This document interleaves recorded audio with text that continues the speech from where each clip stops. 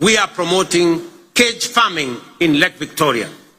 As of 2024, over 4,000 cages have been established in Kisumu, Siaya, Homa Bay, Migori, and Busia, producing 12,000 metric tons annually, mostly of Nile tilapia. Ladies and gentlemen, over the past 2.5 years, we have constructed 1,800 kilometers of new tarmac roads and maintained over 134,000 kilometers, surpassing our targets, unlocking markets, empowering rural communities, and supporting key sectors such as agriculture and housing. Discussions have been concluded on the extension of the standard gauge railway from Naivasha to Kisumu and onward to Malaba. Additionally, by July this year, construction will commence on the dual carriageway from Rironi to Mau Summit, eventually extending through Eldoret to Malaba. Ladies and gentlemen, as we often say here in Kenya, any time is tea or coffee time, which explains why instant coffee is a favorite for many. Yet we must all agree that while instant coffee is good, there are no instant solutions to the enduring and demanding tasks of nation building. Real change takes plans, persistence, and discipline.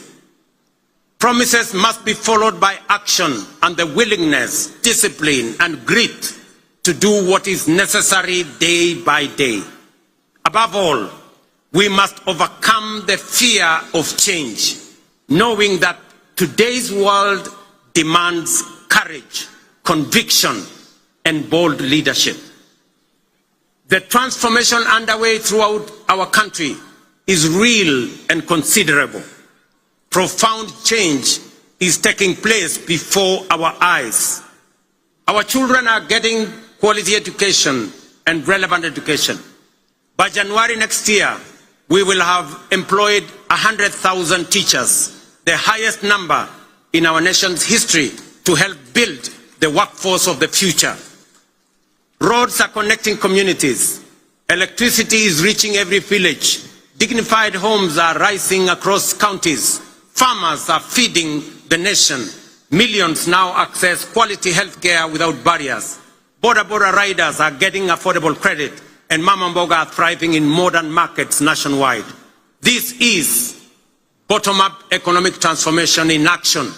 No longer a distant dream, but a lived reality for millions of hard-working Kenyans whose dreams are now within reach.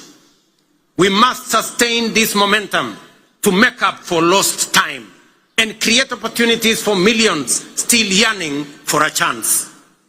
We must remain steadfast in our belief in Kenya's potential and in our ability to realize our dreams. Let us never become a nation that stopped believing, nor a people who only dreamed but were too afraid to act.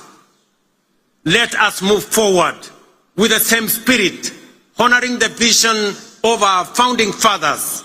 Their dream was not just self-rule, but a nation where every Kenyan from every corner can dream freely, strive equally, and achieve their potential. Today, we renew that promise to leave no one behind and build a Kenya where hope and opportunity are a right for all. Jameni, munikubalie nimalizie hapo nikiwaambia ndugu zangu wa Homa Bay, asanteni sana kwa kutukaribisha Homa Bay. Tunawaheshimu, tunawapenda, na mimi nataka niwahakikishie safari hii tutatembea kwa pamoja. Nataka nimshukuru ndugu yangu mkubwa Mheshimiwa Raila Odinga aka Baba kwa kuunganisha pamoja na mimi taifa letu la Kenya. Tuondoe siasa ya chuki na ukabila na mambo ya kisirani.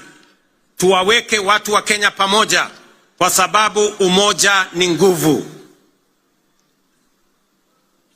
Ndio mwimbaji mmoja hapa akatuambia, one waonge wasiwasi, one waonge watch, one wachodho mana teach.